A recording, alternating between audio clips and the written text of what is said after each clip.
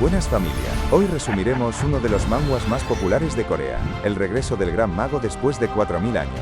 En la descripción tenéis la página donde se publica y los autores. Si estás preparado, ponte cómodo, toma unos aperitivos y comenzamos con el resumen. Hace aproximadamente 4000 años vemos a unos monstruos siendo completamente aniquilados. Estos intentan atacar a un humano pero son pulverizados nada más acercarse. Aún así las criaturas no se rinden y cargan simultáneamente. El humano de cabellos dorados mantiene la calma y hace un ligero movimiento con su mano para cubrirse con un impenetrable escudo de hielo. Inmediatamente después comienza a castear un hechizo y destroza a los monstruos con unas afiladas estacas de hielo. Tras una dura batalla, quedó claro que había una gran diferencia de poder entre el humano y los monstruos. Los esperpentos no pueden aceptar que un simple humano se enfrente a ellos y exigen saber quién es. Con una voz segura y mientras flotaba en el aire, el tipo respondió con orgullo: ¿No habéis oído hablar de mí? Soy el apóstol de la justicia que lucha contra la horda del mal que trajo el caos al mundo. Luego se presentó con fuerza: soy Lucas Traumen, el gran mago de 9 estrellas, el más fuerte de la humanidad. Su aura intimidante provocó la furia de los monstruos, que no podían creer que un humano osara desafiarlos. Lucas esbozó una sonrisa y se mofó de ellos diciendo que, cuando alguien como él ya ha logrado todo, ayudar al mundo se vuelve un simple pasatiempo. Para mí, esto es un simple voluntariado, dijo el protagonista dejando claro que los monstruos no representaban ningún desafío. Las criaturas estallaron en carcajadas, convencidas de que un solo humano no podría contra todos. Pero cuando quisieron reaccionar, ya era tarde. Un enorme círculo mágico flotaba sobre sus cabezas. Lucas los miró con desprecio y afirmó que, ante su poder, no eran más que insectos. Con un simple gesto de su mano, Lucas activó el hechizo, y en un instante, todos los monstruos fueron aniquilados sin dejar rastro. Cuando el humo se disipa, Lucas Traumen queda como único sobreviviente. Levitando sobre los restos del campo de batalla, afirma con orgullo que los humanos no son tan débiles como se piensa. Sin embargo, una voz escalofriante interrumpe su momento de gloria, burlándose de su gran ego.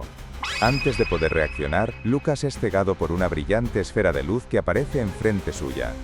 El protagonista no entiende qué es lo que está sucediendo, y trata de cubrirse como puede de lo que se avecina. Somos los gobernantes de este mundo y las existencias que administran el caos, dijo una desconocida pero imponente figura apareciendo frente al protagonista. El extraño se presenta como un semidios, las existencias que los humanos alaban y veneran como dioses. Lucas, por contraparte, niega haber alabado o venerado jamás a alguien así.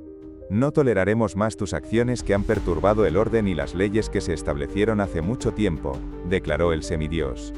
Aunque Lucas cree que es una broma y cuestiona la existencia de estas supuestas leyes y orden, grita que de existir, el mundo no estaría en un estado tan lamentable como el actual. Tus habilidades han sobrepasado de gran manera el nivel de los humanos, pero al final del cuento, un humano sigue siendo un simple humano, expresó el ser extraño extendiendo su brazo. Entonces Lucas consigue identificar una amenaza, pero es demasiado tarde y es aprisionado por unas gigantescas manos que aparecen de la nada. El protagonista siente que entre estas manos no puede acumular ni una pizca de maná. El pecado de oponerse a Dios es algo que no está permitido a los humanos, y el castigo de este pecado es la muerte. El semidios mira con desprecio a Lucas Traumen y declara su sentencia: será encerrado en la oscuridad eterna del abismo. Allí, su mente será consumida por la duda, hasta que incluso su propia existencia le parezca una mentira. Este es el destino de los humanos que se atreven a desafiar a los dioses, sentenció el semidios el final de nuestro protagonista. Entonces nos transportamos a la actualidad de la historia, donde un chico es empujado contra una pared. ¿Crees que somos mendigos?, cuestionaron los matones que lo habían golpeado, recriminándole llevar encima tan poca cantidad de dinero. Los bravucones están decepcionados de que el tercer hijo de la prestigiosa casa Blake lleve tan poco dinero encima. Se burlan del muchacho, porque a diferencia de sus hermanos, es una basura sin talento, y no debería pertenecer a la casa Blake. El matón pelirrojo toma al chico del pelo y revela que en realidad le gusta que sea de esta manera. No importa lo mucho que te insulten por ser la vergüenza de la familia o el peor estudiante de la historia de la academia, porque no mueres. Si yo fuera tú, ya me habría desvivido, se burló el abusador teniendo al chico completamente sometido. Estas duras palabras hacen que el humillado chico comience a llorar. pero ni siquiera sus lágrimas lograron conmover a sus agresores. Y un gordinflón en el fondo no puede creer que el bastardo realmente se pusiera a llorar. Ante esto el pelirrojo revela que en realidad hay algo en el chico que le agrada aún más. De la nada impacta un puñetazo directo al rostro del muchacho. «Es que no me canso de golpearte una y otra vez, eres el perdedor perfecto», expresó el matón golpeando a su indefenso compañero de clases. El chico no puede hacer nada, y recibe una paliza desde el suelo. Entonces es agarrado del pelo y empujado contra los otros bravucones para recibir aún más castigo. Abusan de su indefenso compañero de clases sin mostrar ni una pizca de compasión. Los bravucones observan a su víctima con aires de superioridad, mientras que el muchacho solo puede lamentarse en el suelo. El chico tan solo podía rogar para que detuvieran el castigo. Desgraciadamente es silenciado con un pisotón en el rostro. Se trata del pelirrojo, quien recuerda que el día de mañana habrá una práctica mágica en clases. Expresa que el perdedor será emparejado con él, y pisándole el rostro aclara que tratará de ser gentil puesto que en el fondo es buena persona. «Haré que recuerdes la práctica de mañana hasta el día de tu muerte», amenazó el matón con dejar al chico sin poder caminar. Después de toda esta escena, los agresores se marchan cansados de golpearlo, le aconsejan regresar temprano a casa para descansar, ya que el verdadero infierno sería mañana. Cuando por fin lo dejaron en paz, el chico apretó su tembloroso puño con rabia. Ardía de impotencia, deseaba volverse más fuerte desde lo más profundo de su ser. Entonces nuestro protagonista Lucas Traumen despierta en su prisión eterna sintiendo que ha escuchado algo. Aun estando atrapado entre las manos del semidios, gira su cabeza a ambos lados, y al no encontrar nada supone que debió haber sido una mera alucinación. Después de estar tanto tiempo encerrado en este lugar, cree que finalmente debió haber perdido la cabeza. Lucas intenta calcular cuánto tiempo había pasado desde que fue encerrado. Cree que al menos debieron haber sido unos cuantos cientos de años, pero enseguida se corrige, y supone que debieron haber pasado unos cuantos miles de años. Al pensar en ello, deja escapar un suspiro resignado. Este era el castigo de ese maldito semidios. En la cabeza de Lucas resuenan las palabras, «Quiero volverme más fuerte». Sospecha que quizás no sea una alucinación sino su propia conciencia hablándole. No lo sabe, pero después de tanto tiempo, comienza a darse cuenta de cuán débiles son los humanos en realidad. Tras esta escena, regresamos con el chico que estaba siendo golpeado por sus compañeros. Este último luce sumamente confuso. Arrodillado frente a su padre, solicita que repita lo que acaba de decir. El patriarca de los Blake vuelve a ordenarle desaparecer de su vida. «No puedo seguir tolerando que mancilles una y otra vez el prestigio de nuestra familia», argumentó con frialdad. Estas frías palabras atraviesan al chico como un puñal, aunque en su interior siempre ha presentido un desenlace similar. Incapaz de marcharse sin más, pregunta si la debilidad es un pecado tan grave. «Es suficiente», zanjó su padre levantándose de su imponente trono. Mientras se acerca a su hijo, explica que la familia Blake no acepta a los débiles. Se dirige a su tercer hijo por el nombre de Fry. «Quiero que desaparezcas de mi vida, pero a cambio yo tampoco me entrometeré en tu vida», propuso un trato el patriarca de la familia. Esta frialdad hace el joven no pueda contener más sus lágrimas, pero el patriarca se retira sin mostrar remordimiento alguno hacia su tercer hijo. Tras la dolorosa despedida, la escena nos traslada a la casa de Fry. Su tranquila habitación se encuentra atestada de libros y documentos. Sobre el escritorio reposan volúmenes de la academia y un retrato del joven. Fry yace en silencio en el centro del cuarto, aferrando un recipiente de medicamentos entre sus manos. El chico piensa seriamente en la idea de abandonar este mundo, pero su cuerpo lo contradice con temblores que denotan un miedo visceral. En realidad la muerte aterra a Fry. Mientras tanto, nuestro protagonista continúa atrapado en la oscuridad del abismo. Recuerda cómo aquel semidios le dijo que dudaría por la eternidad, hasta desconfiar de su propia existencia. Lucas Traumen se niega a aceptarlo y grita para intentar silenciar esas memorias tortuosas. Maldice al bastardo que se autoproclama Dios, rechazando sus leyes y su orden. Un mundo tan irracional le resulta inaceptable. En ese instante de lucidez, Lucas comienza a comprender la raíz de la horrorosa realidad que lo rodea, y quién perpetúa su decadencia. Con una determinación renovada, grita que resistirá este infierno todo el tiempo necesario, hasta tener la oportunidad de patearle el trasero a ese maldito semidios. Entonces la imagen de la muerte de Fry Blake aparece frente a sus ojos. Lucas está desconcertado y no entiende qué es lo que está sucediendo. Puede ver cómo un joven está muriendo. Fry trata de autoconvencerse de que fallecer es la mejor opción. Por otro lado, Lucas no logra asimilar lo que está ocurriendo ni cómo demonios entró este tipo en su conciencia. El chico afirma que no puede culpar a nadie. Un pájaro sin alas está destinado a morir, así de cruel es la naturaleza. Lucas sigue sin saber la identidad de este muchacho. Fry asume la culpa mientras muere. Acepta que fue él quien nació sin alas, y se responsabiliza por no haberse vuelto más fuerte. Pero mientras su conciencia se desvanecía, comenzó a dudar de sus palabras. Recuerda cómo el resto de estudiantes lo despreciaban por ser la vergüenza de los Blake. Las risas resonaban a su espalda, burlándose de él por ser la mancha de la Academia West Road. En sus últimos instantes, la imagen del matón pelirrojo asalta su mente. Si yo fuera tú, ya me habría desvivido, recordó Fry las crueles palabras del bravucón. El tercer hijo de la familia Blake exhala su último aliento, maldiciendo a todos aquellos bastardos que osaron juzgarlo. De repente, el cuerpo de Fry consigue entrar en la conciencia de nuestro protagonista, de alguna manera inexplicable. Como por arte de magia, las manos que aprisionaban a Lucas comienzan a aflojar su agarre. El gran mago está siendo liberado de la prisión donde el semidios lo había confinado. En el instante en que ese niño irrumpió en su mente, Lucas sintió una calidez reconfortante, como un sol acariciándolo. El muchacho parecía estar al borde de la muerte. Acercándose a él, nuestro protagonista se pregunta por la identidad de este joven. Extiende una mano y la posa sobre su cabeza.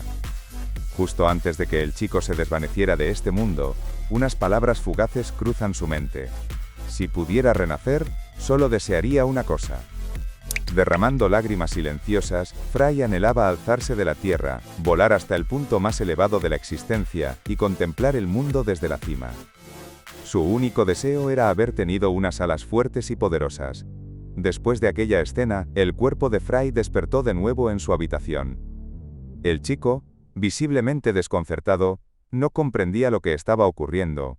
Al examinar detenidamente su cuerpo puede entender lo que ha sucedido. En ese instante, sus heridas comenzaron a cerrarse, sanándose por completo como si nunca hubieran existido. El chico toma fuerzas para levantarse de nuevo, y una vez en pie declara haber regresado finalmente. Al percatarse de que han transcurrido 4 milenios, lamenta profundamente el tiempo perdido. Reflexiona que Fry Blake era la persona más débil de la Tierra. Pero yo soy Lucas Traumen, el mago más poderoso que ha existido nunca, declaró nuestro protagonista tras haber renacido en el cuerpo del muchacho. El protagonista suelta su cabello, un gesto simbólico de cómo Fry lo liberó de su prisión eterna. A partir de ese momento, Lucas se había convertido en Fry Blake, pero Fry también se había vuelto uno con el legendario Lucas Traumen. En agradecimiento por la libertad que le concedió el muchacho, nuestro protagonista estaba decidido a otorgarle las alas que tanto anhelaba. Abre la ventana de su cuarto y alza la vista al cielo con una sombra de melancolía en sus ojos. Señalando la luna, recuerda al semidios que se autoproclamó Dios. Tan solo espérame, murmura con una determinación sombría, no me tomará mucho tiempo y te aseguro, vas a recibir tu merecido. Con un rencor que le consume hasta los huesos, Lucas declaró que visitará pronto al semidios. La escena cambia a otro punto de la ciudad, donde la luz de la luna baña la figura de nuestro protagonista, inmerso en un intenso entrenamiento. Lucas se esfuerza por acumular maná en el frágil cuerpo de Fry. Es consciente de que sus vastos poderes están limitados por este nuevo cuerpo. Primero debe reunir la energía faltante y fortalecer su base para poder recolectar maná. El simple hecho de reunir maná parece algo complicado ahora mismo. Para poder luchar en contra del semidios, Lucas necesita recuperar su fuerza original lo más rápido posible, pero se corrige inmediatamente. Necesita volverse más fuerte que antes. Las pesadillas de su encierro en la oscuridad del abismo comienzan a atormentarlo. Lucas lucha por mantener el control de su mente. No debe ceder a la impaciencia. Esta es la oportunidad que ha aguardado durante 4 milenios. Debe desechar la impulsividad y sofocar su ira. Por el momento, se concentrará en hacer todo lo que esté a su alcance. Al día siguiente, un sol radiante ilumina la jornada. Nuestro protagonista ha dedicado la noche entera al entrenamiento. De repente, abre los ojos, liberando una energía completamente distinta a la del día de ayer. Aparentemente, Lucas ha alcanzado las 5 estrellas en su nuevo cuerpo. Inesperadamente, una sensación extraña lo invade, como si su cuerpo quisiera expulsar algo. Sin poder contenerse, Lucas vomita una sustancia oscura en el suelo. Intuye que se trata de la impureza acumulada en el cuerpo de Fry. El protagonista está exhausto pero sabe que no puede vacilar ahora. Necesita purificar por completo este cuerpo. Reuniendo nuevamente su maná, el gran mago está decidido a vomitar hasta la última partícula de impureza del cuerpo de Fry. Más adelante, la escena se traslada a la prestigiosa Academia de Magia Westrot. Allí, el matón corpulento se dirige al pelirrojo, llamándolo David, y le pregunta qué lo trae tan temprano hoy. El pelirrojo responde al saludo, dirigiéndose al gordinflón como Jack. David expresa estar emocionado por la clase de hoy, y no pudo esperar. Jack le advierte que no maltrate demasiado el frágil cuerpo de Frey, pero el pelirrojo recuerda cómo lo maltrataron ayer. Entonces Jack recuerda haber visto al perdedor en la enfermería con una gran cantidad de medicinas, como si tramara algo. Incapaces de comprender la posibilidad de un intento de abandonar este mundo, los bravucones deciden hacer una apuesta para ver si Fry realmente lo hizo o no. Mientras tanto, nuestro protagonista parecía haber completado su entrenamiento. Está muy agotado, pero finalmente pudo vomitar todas las impurezas. Al mirar el suelo queda sorprendido, todo el suelo del lugar había sido cubierto por la sustancia oscura. Lucas se quedó sin palabras al ver que todo esto estaba dentro del cuerpo de ese niño.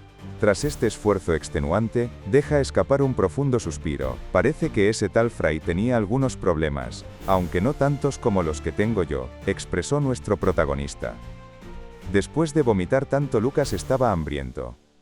Después de esto nos dirigimos al comedor de aprendices de la Academia Westrot. En el lugar todos están sorprendidos por algo. En el centro del comedor, Lucas está devorando una cantidad inhumana de comida, y los estudiantes se cuestionan si acaso el chico no comió por una semana. El protagonista ignora los comentarios devorando delicia tras delicia, grita que hicieron una sopa grandiosa. El protagonista no ha podido comer nada en los últimos 4000 años, así que ahora todo le sabe delicioso. Los demás estudiantes reconocen al hambriento recién llegado como el infame Fray Blake. Tras saciar su apetito, nuestro protagonista se encamina hacia la academia. Pero en mitad del camino se percata de algo. Comienza a dudar sobre si realmente debe asistir a clases junto a niños. Él que carga con 4000 años de existencia, más los 50 previos a su encarcelamiento. Aún así entiende que debe asistir para saber qué es lo que pasó durante estos 4000 años que estuvo aprisionado. Lucas necesita aprender cómo funciona el mundo estos días para poder preparar una venganza apropiada contra ese despreciable ser. Una oleada de ira lo embarga, pero nuestro protagonista respira hondo, recordándose la importancia de la paciencia. Dicho esto, entra a su aula de clases. Al fondo del salón, divisa al grupo de bravucones que atormentaron a Fry el día anterior. Todos giran sus rostros al escuchar su entrada. De repente David lanza un grito de júbilo, celebrando haber ganado una apuesta. De fondo Jack maldice en voz baja que ese cobarde no se atrevió a quitarse la vida. El protagonista ignora la conversación de estos jóvenes, pero algo capta su atención. Una pierna extendida bloquea su camino. Es el matón pelirrojo, intentando hacerlo tropezar. «Finalmente has llegado, compañero», dice David con un tono cargado de sarcasmo. Nuestro protagonista no puede creer que estos mocosos se atrevan a mirar al legendario gran mago con tanta superioridad. Sus pensamientos se ven interrumpidos por una voz que lo llama por el nombre de Fry. Y con ver que esta es el matón grandullón, quien lo increpa por haberle hecho perder una apuesta. Golpeando la cabeza del chico, le recrimina que ha perdido tickets de comida por su culpa y le ordena entregar los suyos. Lucas, por su lado, no sabe quién este gordinflón, para osar a golpear su cabeza de esta manera. Asume que no debe ser amigo de Fry. Sin importar la época, siempre existen individuos de esta calaña, pero entonces, algo lo impacta aún más. Mientras Jack lo sujeta por el rostro, Lucas no entiende por qué su nuevo cuerpo tiembla de repente. Parece increíble, pero su cuerpo alberga un miedo instintivo hacia estos tipos. El grandullón no se detiene aquí, y grita para que Fry entregue los tickets de una maldita vez. Levanta su mano, dispuesto a golpear al chico, pero para cuando se da cuenta, nuestro protagonista se ha liberado del agarre con una velocidad sobrehumana. Ha logrado tomar el control de su nuevo cuerpo. David, en segundo plano, observa atónito las habilidades del chico. El asombro se propaga entre los estudiantes. Hace unos instantes, Fry estaba frente a Jack, pero tomó su espalda en un pestañeo. Nadie puede asimilar que el estudiante más débil de la academia posea tales habilidades. La confusión se refleja también en el rostro de Jack. y el protagonista comprende que estos debieron ser los despreciables individuos que llevaron a Fry a la desesperación.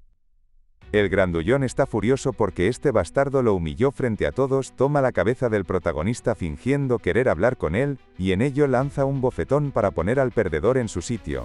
Lucas mantiene la compostura, y en un instante refuerza su brazo con maná. Acto seguido, descarga un golpe directo en su agresor. La potencia del ataque supera todas las expectativas, y Jack sale disparado por los aires hasta estrellarse contra una pared. El matón había sido completamente noqueado por el golpe. Lucas, en contraste, permanece inmóvil en su posición original. Parecía como si el protagonista no hubiera hecho nada, y los demás chicos no logran comprender cómo Jack salió volando de la nada ni por qué yace inconsciente. El protagonista observa la escena con indiferencia, aunque en su interior una punzante vergüenza lo corroe por haber golpeado a un niño. El mago más poderoso de la humanidad ha agredido a un estudiante, y lo justifica como un servicio especial para Fry.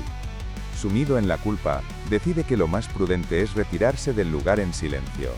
El resto de los matones continúa intentando procesar el inexplicable suceso. Les resulta inconcebible que el perdedor de Fry pudiera ser capaz de semejante acción. Los demás estudiantes en el aula comparten su asombro, con la excepción de una chica al fondo de la clase, cuya mirada parece haberse quedado prendada de nuestro protagonista. El alboroto es silenciado con la llegada de una figura al aula. Los estudiantes reconocen al profesor Dio, e intentan explicarle que Jack se desvaneció de repente, quedando inmóvil. El profesor se acerca para examinar al estudiante y queda visiblemente impactado. En el cuerpo de Jack percibe rastros inconfundibles de habilidades marciales amplificadas con maná. Esto resulta incomprensible para él. No debería existir nadie con el talento para ejecutar algo semejante, ni siquiera entre el cuerpo docente de la academia. Recorriendo con la mirada el aula, se pregunta quién rayos habría sido. Más tarde, un nuevo profesor llamado Kevin anuncia que él tomará la clase mientras el profesor Dio acompaña al estudiante Jack a la enfermería. Asegura que Jack solo está inconsciente y que su vida no corre peligro. Este profesor no esconde su perversión y observa descaradamente a las estudiantes con malas intenciones. Kevin piensa para sí mismo que el ambiente en esta clase es exquisitamente tentador, rodeado de tantas jóvenes cadetes. Especialmente se siente atraído por la encantadora y hermosa Isabela. Mientras el profesor recorre con la mirada a las chicas, algo llama su atención. Ha divisado al estudiante Fry absorto en la lectura de un libro. Las chicas, por su parte, cuchichean entre ellas, expresando su desagrado hacia el profesor Kevin, a quien consideran un cerdo repugnante que las mira cada vez que tiene la oportunidad. En ese momento, alguien se acerca a nuestro protagonista. Es el profesor Kevin, que está sorprendido de ver a Fry en clases, y le pregunta cuándo es que comenzó a asistir a clases de nuevo. Ambos intercambian miradas por un momento. Kevin recuerda que el joven prometía ser un estudiante ejemplar por su dedicación inicial, pero inexplicablemente comenzó a ausentarse. El protagonista suspira de la nada y con una sonrisa forzada, le pide al profesor que lo deje en paz, ya que en este momento está ocupado. Las chicas de fondo murmuran entre ellas que el pobre Fry en realidad dejó de venir, porque el profesor Kevin lo molesta cada vez que viene. El docente parece visiblemente molesto con nuestro protagonista, interpretando que Fry prioriza otros asuntos por encima de su clase. Con un tono burlón, el protagonista confirma sus sospechas, añadiendo que se encuentra en una edad donde la curiosidad infantil impulsa a explorar el mundo. Estas palabras desatan las risas en el aula, pero han molestado aún más al profesor. Kevin trata de mantener la compostura y asiente fingiendo comprensión hacia el estudiante. Visiblemente molesto, trata de excusarse en que él no es de esos docentes que consideran sus clases como la máxima prioridad en la vida de un estudiante. El resto de los estudiantes percibe claramente que Kevin ha tomado al protagonista como blanco de su frustración y sienten compasión por él. Acto seguido, el profesor propone hacerle unas cuantas preguntas a Fry para verificar que ha estado prestando atención a sus lecciones. Con un tono amenazante, advierte que si no es capaz de responder correctamente a una sola pregunta, será severamente castigado por su comportamiento desafiante como cadete de la academia.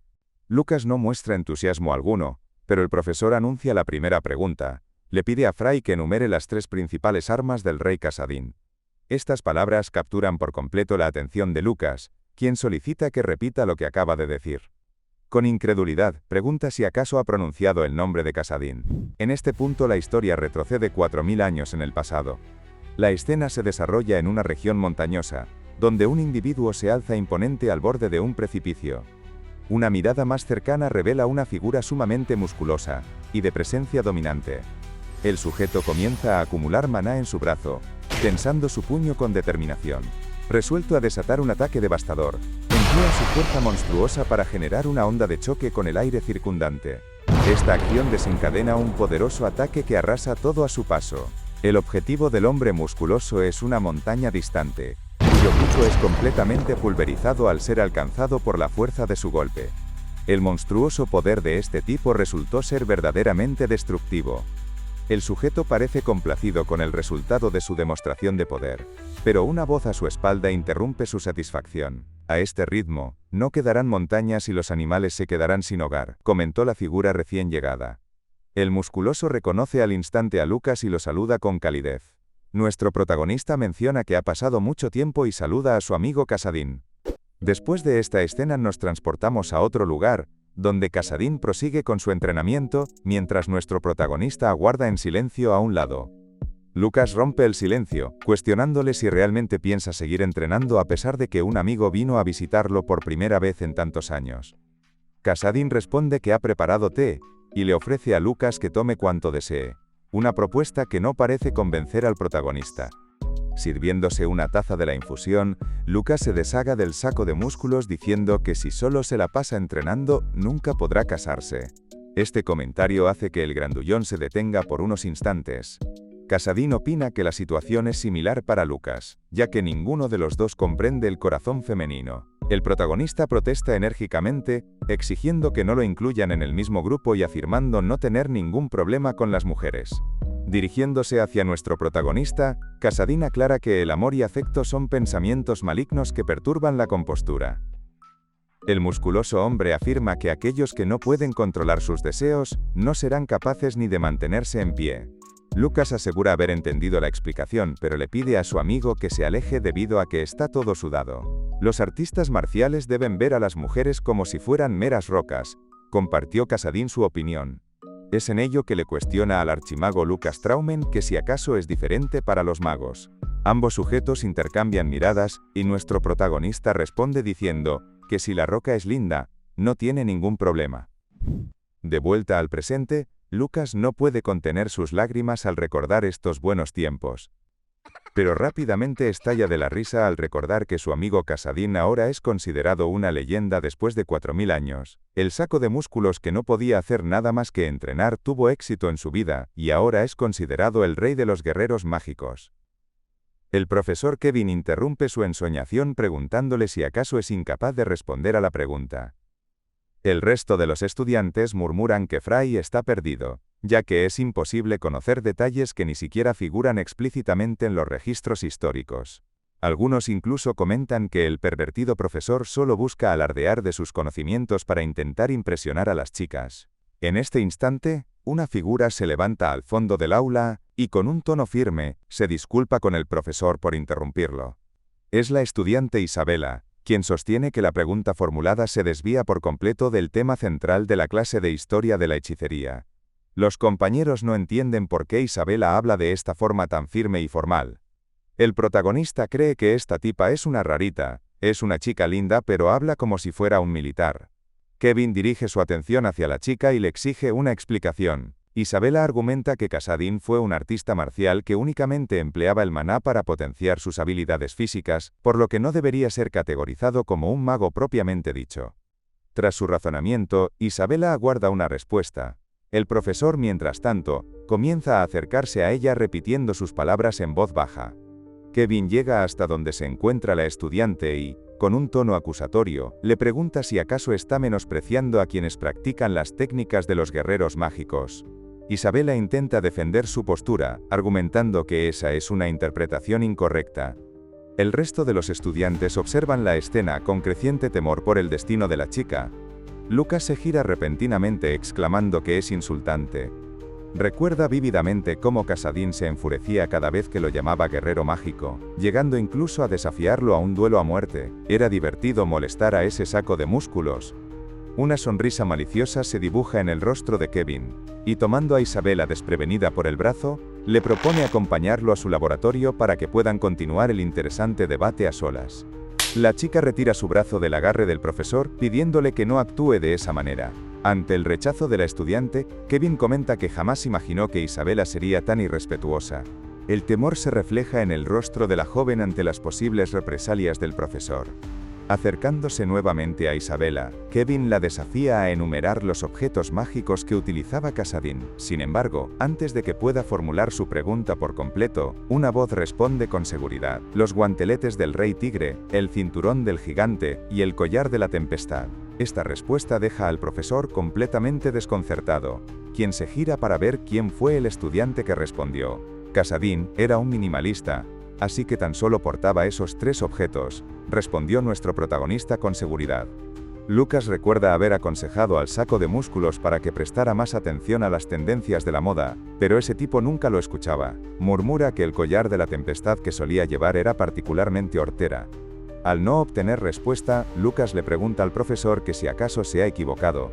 Kevin no quiere admitirlo, pero responde que el chico está en lo correcto. Al escuchar esta confirmación, Lucas afirma que no hay manera en que él se pueda equivocar. Los compañeros del protagonista cuchichean entre sí, comentando lo extraño que ha estado actuando Fry desde su llegada a clases. El profesor decide no darle mucha importancia y se dirige nuevamente a Isabela, reprochándole su falta de modales y respeto. Con un agarre firme, toma a la estudiante del brazo y le ordena seguirlo inmediatamente a su laboratorio. Presintiendo lo peor, Isabela deja escapar unas lágrimas. Alto ahí, criatura curiosa. Hago una pequeña pausa para advertirte de que si no quieres ser manoseado por el Tito Neofrost, tienes que suscribirte para obtener una carta de reversa con la cual poder defenderte. Bromas aparte, continuamos con el resumen. Lucas, observando la tensa situación desde su asiento, decide compartir con el profesor Kevin una frase que solía repetir con frecuencia el rey de los guerreros mágicos, Kassadin. Sentir amor y afecto son pensamientos malignos que pueden perturbar la compostura de un artista marcial. Comienza Lucas, parafraseando a su amigo. Los artistas marciales deben ver a las mujeres como meras rocas. Aquellos que sucumben a sus tentaciones olvidan sus deberes y ni siquiera podrán mantenerse en pie.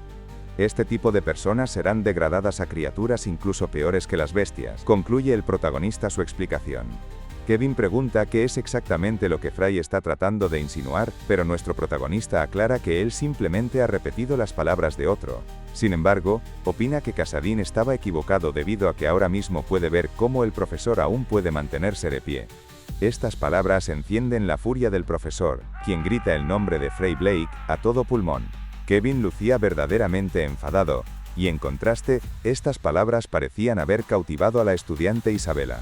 El profesor deduce que el muchacho debe haber perdido el juicio tras acertar una única pregunta, y decide poner a prueba la duración de su insolencia. Le recuerda con severidad que un solo error en sus respuestas acarreará un castigo ejemplar. Kevin se dispone a formular la segunda pregunta, pero la confianza que irradia el protagonista resulta desconcertante. Tras una avalancha de preguntas, la expresión del profesor Kevin se había transformado por completo, pasando del enojo a la incredulidad. Los demás estudiantes compartían su asombro, incluso el matón David se había quedado boquiabierto. Isabela, en cambio, parecía genuinamente fascinada. Lucas no había vacilado en una sola respuesta, demostrando un conocimiento insospechado. El profesor no puede dar crédito a que el estudiante haya respondido correctamente a todas sus preguntas, incluso aquellas que profundizaban en la Era de la Luz, un periodo apenas estudiado incluso entre profesores. Le costaba asimilar que este joven fuera realmente Fray Blake, la vergüenza de toda la academia. Nuestro protagonista nota que ha llegado la hora del almuerzo. Con esto en mente, se dirige directamente al profesor. Supone que se ha quedado sin preguntas y expresa con naturalidad que responder a tantas preguntas le ha abierto el apetito. Kevin no termina de entender cómo un mocoso puede saber tanto sobre sucesos que ocurrieron hace 4000 años. El chico luce sumamente sereno. Contrariamente, el profesor trata de controlar su ira, pero al verse sin más preguntas con las que poner en aprietos al estudiante, Kevin da por finalizada la clase. Esta es la oportunidad que nuestro protagonista aprovecha para salir a toda prisa hacia el comedor. El profesor se pregunta quién será realmente este muchacho, e Isabela parece haber despertado algunos sentimientos hacia Fray Blake. Con esto, Nos dirigimos a otra zona de la academia. Nuestro protagonista se encamina en busca de una deliciosa comida, pero en la distancia, alguien parece seguirlo. ¿Vas a almorzar?, preguntó una voz a espaldas de Lucas. Al girarse, nuestro protagonista se encuentra con su compañera de clases, Isabela. La observa, tratando de discernir sus intenciones. Ella espera pacientemente la respuesta del protagonista, pero Lucas continúa su camino, ignorando por completo a su compañera. Isabela no tiene intención de rendirse tan fácilmente y decide seguir a nuestro protagonista. Lucas se percata de ello y se detiene sin poder entender a los jóvenes de hoy en día. Le pregunta a la chica la razón por la que lo está siguiendo, a lo que Isabela responde que ella también va a almorzar. El protagonista le comenta que su forma de hablar como si fuera un militar es muy extraña, pero su compañera explica que es una herencia familiar y le pide comprensión. Tras este peculiar encuentro, la escena se traslada al comedor. Sobre una mesa, se despliega una asombrosa cantidad de comida, suficiente para sustentar a una familia entera. Isabela no puede ocultar su incredulidad ante la perspectiva de que el protagonista realmente pueda devorar todo eso solo. Lucas responde que después de pasar hambre durante 4000 años, cualquier alimento es bienvenido. Inmediatamente después, agradece la comida y decide empezar a comer. Isabela no sabe a qué se refiere con 4000 años. Pregunta directamente a su compañero, pero Lucas resta importancia al asunto, desviando la conversación para preguntarle la razón por la que lo ha estado siguiendo a todas partes. Isabela se excusa en que es un malentendido y aclara que no había muchos asientos vacíos en el comedor. Le pregunta al protagonista cómo es que sabe tanto sobre la Era de la Luz, pero Lucas no sabe a qué se refiere. Isabela procede a explicar que hace 4000 años existieron los 4 grandes maestros, y que ese periodo histórico es conocido como la Era de la Luz, debido a que fue la época de mayor apogeo y avance de la hechicería, brillando con una intensidad sin precedentes. Al escuchar estas palabras, una sombra de decepción cruza el rostro de nuestro protagonista. Entiende que no puede hacer nada, han pasado más de 4000 años, pero parece que la magia se ha vuelto más débil en lugar de desarrollarse. Quizás podría ser obra del semidios. Mientras come algo, Isabela prosigue su explicación, detallando que los 4 grandes maestros que alcanzaron la cima en la historia de la hechicería son el rey de los guerreros mágicos Kasadin, el gran mago Schweizmer Wilsman, la bruja oscura Iris Fishfounder y finalmente, el hombre considerado el mago más poderoso de la historia y la persona con la que Isabela anhela rivalizar, Lucas Traumen. La joven argumenta que Lucas Traumen fue un maestro verdaderamente grandioso e increíble. Añade que si aún viviera, ya le habría pedido matrimonio. Esta inesperada revelación hace que nuestro protagonista escupa toda la comida. Al protagonista le resulta sencillamente hilarante que una jovencita que aún no ha terminado de crecer, esté hablando de matrimonio. La avergonzada Isabela le ruega que no se burle de ella. Aceptaré tus sentimientos, pero no estoy interesado en niñas, respondió Lucas avergonzando aún más a la joven. Isabela no entiende de qué demonios está hablando su compañero, ya que jamás le propuso matrimonio. Mientras los dos discuten acaloradamente, el resto de los estudiantes observan la escena con desconcierto, sin comprender qué hace Isabela con el perdedor de Fry. Los estudiantes incluso presenciaron cómo, momentos antes, la chica estuvo persiguiendo a Fry por toda la academia. Les resulta difícil de creer que la orgullosa Isabela, siempre clasificada como la segunda mejor estudiante de la academia, esté mostrando interés en alguien más. Uno de los chicos recuerda incluso que David sufrió un rechazo a manos de Isabela, pero su compañero le pide silencio al percatarse de quién se aproxima a su mesa. Se trataba del matón David. Los chicos intentan calmarlo asegurándole que no estaban hablando mal de él, pero el matón parece absorto en otra cosa. Distracción que los otros aprovechan para escabullirse rápidamente. David no puede apartar la mirada de la escena. La sonrojada Isabela parece estar disfrutando de la compañía del perdedor. Frey Blake, en verdad que me estás sacando de quicio hoy, masculló David con la furia contenida. Mientras tanto, Isabela quiere preguntar al protagonista sobre la última pregunta del profesor Kevin. La chica no sabe cómo abordar el tema, y Lucas de fondo engulle toda la comida que puede. Isabela recuerda que el protagonista mencionó que el gran mago Schweizmer poseía 3 métodos de entrenamiento. Lucas parece intuir la dirección de sus preguntas. Isabela rememora que él respondió con los métodos de asimilación, amplificación y conflicto. La joven, tras estudiar los métodos de asimilación y amplificación, golpea la mesa con determinación, y le pregunta a nuestro protagonista si podría enseñarle el método de entrenamiento de conflicto. Lucas pregunta cuál es el estado actual de la chica. Isabela responde que actualmente ostenta el rango de maga de 3 estrellas. Lucas asiente, elogiando su logro. Ser una maga de 3 estrellas a tu edad indica un talento excepcional. La chica ha notado que su compañero habla todo el tiempo como si fuera una persona que ha vivido por mucho tiempo. Lucas confirma haber vivido por muchísimo tiempo, aunque Isabela insiste en que tienen la misma edad. Lucas responde que la chica tiene razón, pero al mismo tiempo no la tiene, lo cual confunde aún más a su compañera. Después de devorar toda la comida, Lucas menciona estar satisfecho. Isabela no puede creer que verdaderamente se haya comido todo. El protagonista se levanta invitando a su compañera a tomarse todo el tiempo que necesite para comer, pero Isabela intenta detenerlo. Le recuerda que aún no ha respondido a su pregunta. Desea saber de qué trata el método de conflicto exactamente. Lucas le aconseja buscar respuestas en los libros, explicando que él no posee el conocimiento teórico, sino la experiencia, por lo que su perspectiva podría estar sesgada. La chica queda aún más confusa al escuchar que no posee el conocimiento sino la experiencia. Observando al protagonista con una curiosidad aún mayor que antes, se pregunta quién será realmente este chico. La historia continúa más tarde en una arena, donde una profesora explica que la clase de hoy será una sesión de entrenamiento práctico con combates 1 contra 1. Para que sea seguro y justo, la profesora explica que tan solo podrán utilizarse magia de una estrella. David entre el público celebra que finalmente haya llegado la hora. El pelirrojo busca a nuestro protagonista, pero su expresión cambia completamente al localizarlo. El bastardo seguía con Isabela. La chica sigue intentando saber de qué trata el método de entrenamiento de conflicto. En este punto, la profesora explica que los enfrentamientos serán combates reales, advirtiendo que los estudiantes serán responsables de sus propias lesiones, por lo que deben prepararse mentalmente para ello. Algo en la profesora parece haber captado la atención de nuestro protagonista. Isabela revela que la profesora se llama Jane, y nuestro sonrojado protagonista afirma que es una mujer hermosa. Isabela cree que el chico debe estar perdiendo la cabeza, pues están hablando de una mujer que debe estar en sus 40. Nuestro ahora más tímido protagonista cree que se ha enamorado, pero esta revelación no parece agradar en absoluto a Isabela. Lucas aconseja a la joven observar y aprender de la profesora, a quien describe como la personificación de la belleza femenina.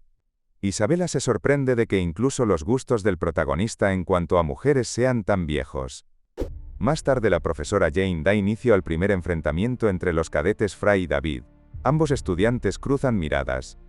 Nuestro protagonista acorta la distancia, mientras David amenaza con torturar a su compañero, confesando no haber podido dormir por la emoción. Sin embargo, su discurso es completamente ignorado por Lucas, quien pasa de largo sin prestarle atención. Este gesto deja al matón atónito. Lucas había ignorado al niño para dirigirse directamente a la profesora. Instantes después, la sorpresa e incredulidad se dibujan en los rostros de los estudiantes. Finalmente comprendo por qué he abierto los ojos del sueño eterno. Y la razón fue para conocerte, declara el protagonista, tomando la mano de la profesora Jane, quien no comprende las acciones del cadete Fry. No te preocupes por mi apariencia, comienza a cortejar nuestro protagonista, aclarando que, en realidad, su alma ha vivido más años de los que la profesora tiene. Isabela, desde el público, no puede creer las palabras de su compañero. Acercándose cada vez más a la profesora, Lucas la invita a cenar juntos esa noche. La sonrojada profesora Jane luce sumamente ruborizada, pero trata de explicarle al alumno que deben mantener la distancia apropiada. Esto inspira una idea al protagonista. Si él gana el enfrentamiento, la profesora deberá aceptar su invitación a cenar. Los demás estudiantes consideran que toda esta situación es una completa locura. Jane piensa que el chico ha perdido la cordura. Recuerda que Fry apenas puede utilizar magia de una estrella, mientras que su oponente, David, es un mago de 3 estrellas. Ante la clara desventaja del enfrentamiento, la profesora decide aceptar el trato. Si nuestro protagonista resulta victorioso, lo acompañará a cenar. Lucas parece complacido con el acuerdo y promete alzarse con la victoria. Mientras el protagonista se dirige al área de combate, la profesora Jane se esfuerza por mantenerse en pie apoyándose discretamente, ya que sus piernas se sienten debilitadas tras la inesperada declaración de Fry. La profesora misma no comprende qué le está sucediendo. Se siente profundamente avergonzada porque su corazón se acelera por un simple niño. El matón David, con una mezcla de burla e incredulidad, le pregunta a Fry si ha perdido la cabeza. No entiende sus extraños gustos, pero con una sonrisa condescendiente, supone que el protagonista debió haber intentado que la profesora cancelara el enfrentamiento o algo parecido. Lucas responde con calma que no tiene ningún motivo para cancelar el combate. Estas palabras encienden la furia del bravucón. David lo tacha de idiota, incapaz de comprender la grave situación en la que se encuentra. Con tono amenazante, declara su intención de comenzar destrozando sus cuerdas vocales para que no pueda rendirse ni gritar, y luego promete romperle todas las extremidades una por una. Te lo dije, hoy será el último día en que podrás caminar apropiadamente, sentencia el matón justo antes de que comience el enfrentamiento. La atención del protagonista parece haber sido captada, mostrando incredulidad ante la idea de que hechizos mágicos de una estrella puedan infligir tanto daño. El matón responde con arrogancia que para él es posible, porque él es David, pero Lucas no comprende la relevancia de su nombre. La profesora Jane interrumpe la conversación de los estudiantes, dando inicio formal al enfrentamiento.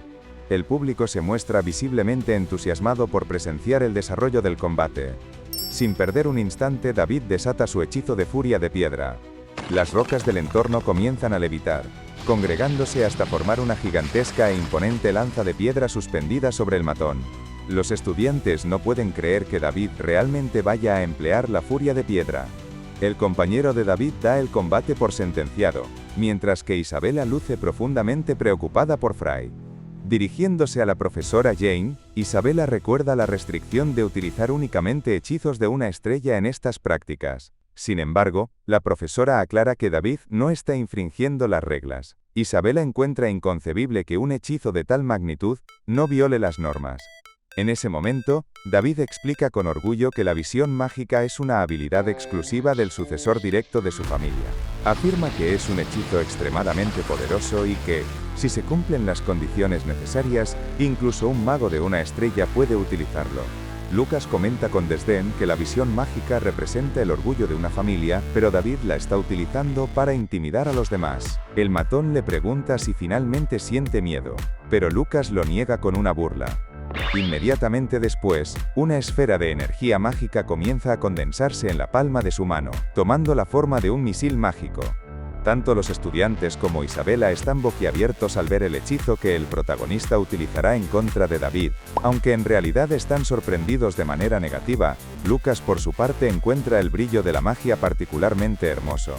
David, en cambio, estalla en una carcajada al ver que el perdedor tan solo utilizará un misil mágico. Con tono burlón, grita que un hechizo tan elemental no será rival para su furia de piedra, aunque deduce que debe ser el único hechizo que puede utilizar Fry. El protagonista carga completamente el misil mágico y lo dispara con un ligero movimiento de su dedo. El hechizo de Lucas resulta ser sorprendentemente devastador, atravesando las defensivas rocas de David y alcanzándolo de lleno. El protagonista había apuntado directamente a la garganta del matón. David es violentamente impactado, saliendo disparado varios metros por el aire y cayendo al suelo completamente humillado. Esta vez, la sorpresa que se dibuja en el rostro de los estudiantes es de puro asombro. El amigo de David no puede creer lo que está presenciando, e Isabela parece genuinamente impresionada. La profesora Jane tampoco había anticipado un resultado semejante. Lucas, por su parte, permanece erguido, irradiando una confianza notable. Aparentemente, el misil mágico del protagonista ha destrozado las cuerdas vocales del matón, dejándolo sin habla. Por más que lo intenta, David siente que su voz no está saliendo. Desde la distancia, dos figuras observan con gran interés las prácticas de los estudiantes de primer año. Uno de ellos comenta haber oído que esta era una lección de clase mágica de rango C, pero el nivel demostrado resulta ciertamente impactante. Usar la visión mágica aquí sin siquiera comprender su significado es una vergüenza, sentenció nuestro protagonista dejando claro que el mocoso es una mancha para el honor de su familia. David no puede contener las lágrimas y los mocos ante el intenso dolor. Antes dijiste algo sobre romperme las cuerdas vocales, menciona Lucas, acercándose al maltrecho matón. Cargando un segundo hechizo mágico, recuerda las amenazas previas. Dijiste que después me romperías las extremidades una por una, rememoró el protagonista con una mirada siniestra. El matón lamenta profundamente sus palabras al vislumbrar su inminente destino. Intenta disculparse para implorar el perdón de Fry, pero la rotura de sus cuerdas vocales se lo impide. Sin dudarlo, Lucas lanza su segundo misil mágico, el cual impacta con violencia en la rodilla del aterrorizado matón. A pesar de tener las cuerdas vocales destrozadas, David emite un grito desgarrador a causa del dolor punzante. Su pierna ha sido completamente destrozada y, con desesperación en los ojos, intenta suplicarle al protagonista que se detenga mediante gestos frenéticos. Lucas, con una expresión fría, declara no entender el problema, ya que simplemente está aplicando el mismo plan que David tenía previsto ejecutar sobre él. Isabela observa la brutal escena desde la distancia, con una incredulidad creciente. Para ella, esto ha ido demasiado lejos. Acercándose nuevamente a la profesora, le ruega que detenga el combate, argumentando que ya hay un claro vencedor. Jane responde con firmeza que David aún no ha anunciado su derrota. Isabela intenta explicar que las cuerdas vocales del chico han sido destrozadas, pero la profesora la interrumpe para impartirle una dura lección. Le recuerda que, al inicio de la práctica, enfatizó que los enfrentamientos serían combates reales. Argumenta que el camino para convertirse en un mago no es uno que se pueda recorrer implorando piedad en medio de la batalla. No se puede esperar que el enemigo detenga el combate cuando las cosas se tornan peligrosas. Al escuchar las frías y pragmáticas palabras de su profesora, Isabela parece comprender la dura realidad del camino que deben transitar los magos. Lucas permanece impasible en el área de combate, recuerda con desdén cómo el matón disfrutaba atormentándolo, pero ahora parece detestar ser víctima de la misma medicina. Es por culpa de gente como tú, que os autodenomináis magos, que el mundo se encuentra en su estado actual. No se debería permitir el uso de magia a individuos como tú, sería una gran ayuda para la sociedad, sentencia nuestro imponente protagonista. Acercándose aún más a David, Lucas aclara con una sonrisa burlona que solo estaba bromeando. No tiene intención de romper todas las extremidades del bravucón. Expresa ser una buena persona y que solo le destrozará las piernas, ya que le da algo de pena. David cree que su castigo finalmente ha llegado a su fin, y exhala un suspiro de alivio. Entonces, Lucas se gira de nuevo para dirigirse a David. Dije que me detendría con tus piernas, pero aún te queda una en buen estado, mencionó el protagonista con una mirada fría. Dicho esto, carga su tercer misil mágico, mientras el terror se apodera del rostro de David. El día de hoy los misiles mágicos de Fry habían quedado grabados en la retina del matón. El protagonista eleva su último misil mágico, mientras David suplica piedad con la voz entrecortada. Desafortunadamente para el matón, el protagonista golpea de manera despiadada para demostrar que Fry ha cambiado. Uno de los observadores que seguían el enfrentamiento desde la distancia confirma que el estudiante de primer año posee habilidades bastante notables. Parece que el protagonista había despertado la curiosidad de estos tipos, pero deciden marcharse de la arena para regresar a la academia. Posteriormente, los estudiantes comentaban con entusiasmo cómo Fry había humillado por completo a David. Aparentemente, le destrozó las cuerdas vocales y las piernas, por lo que tuvo que ser enviado de vuelta con su familia para recuperarse. La mayoría opinaba que el idiota de David se lo merecía, y que, con su ausencia, el ambiente de la academia había mejorado notablemente. Aún así, los chicos no lograban comprender cómo el perdedor había podido derrotar a David. Al verlo pasar por los pasillos intentan disimular que estaban hablando de él. Algunos incluso especulaban si Fry habría hecho algún tipo de pacto demoníaco para obtener tal poder. El camino del protagonista es interrumpido por un sujeto que se acerca y le pregunta si es Fry Blake. Lucas pregunta por la identidad del tipo y este último se presenta como Duman Milost, un cadete de cuarto año. El protagonista comprende de inmediato que se trata de un estudiante de un curso superior. Duman vuelve a dirigirse a Fry, y el protagonista se pregunta qué querrán de él. Tras un breve silencio, Duman extiende una invitación a nuestro protagonista, unirse a los anillos de Traumen. El apellido Traumen parece sorprender a Lucas. El sujeto supone que como cadete de la academia, el protagonista seguramente ha oído hablar de ellos. Explica que los anillos de Traumen son una asamblea de cadetes que representan a la Academia West Road. Duman enfatiza que no cualquiera puede unirse. Solo un grupo selecto de cadetes es elegido para formar parte de esta prestigiosa organización. El joven muestra con orgullo una runa, explicando que es el símbolo que identifica a los miembros de los anillos Traumen y expresa su admiración por ella, considerándola algo muy chulo. Mientras Duman describe con entusiasmo su anillo, nuestro protagonista no puede creer que hayan usurpado su apellido sin autorización. Lucas lamenta no poseer ningún registro familiar en esta época. En segundo plano, Duman continúa explicando que formar parte de los anillos Traumen abre numerosas oportunidades laborales tras la graduación. Además añade con admiración que la persona que lidera los anillos Traumen es alguien realmente impresionante. Lucas, sin mostrar interés alguno, responde que no le interesa la propuesta y decide marcharse. Duman intenta detenerlo, incrédulo ante el rechazo a los prestigiosos anillos Traumen. El discurso de Duman es interrumpido por otra voz que opina que no podrán convencerlo de esta manera. Duman se dirige al recién llegado llamándolo señor Peruan Jun, lo cual capta inmediatamente la atención de Lucas. En ese instante, Duman se inclina para darle la bienvenida al otro chico. Nuestro protagonista intercambia breves miradas con este sujeto. El recién llegado rompe el silencio presentándose formalmente como Peruan Jun, el gerente de los anillos Traumen. Supone que nunca antes ha tenido el placer de hablar con el cadete Fry. Vale, mi rey, dejamos el resumen por esta parte, pero tienes en este lado la continuación. Y en este otro lado te puedes suscribir para no perderte próximas partes. Gracias por ver hasta el final.